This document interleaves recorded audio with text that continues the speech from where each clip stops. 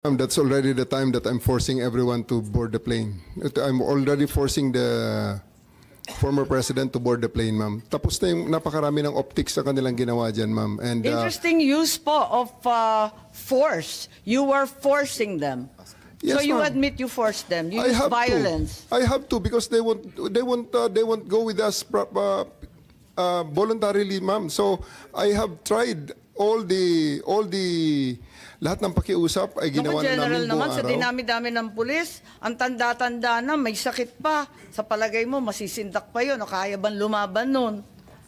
In fairness to the President, ma'am, after I handcuffed E.S. Mijaldea and told Attorney Delgado that he's the next one to be handcuffed and boarded on the bus, the former President actually acceded and said, sige na, alis na tayo.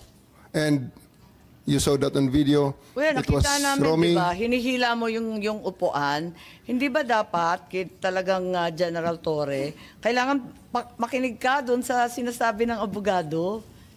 Di ba karapatan nun? I have already arrested, I even arrested E.S. Mijaldea, ma'am, for obstruction of justice and placed handcuffs on him.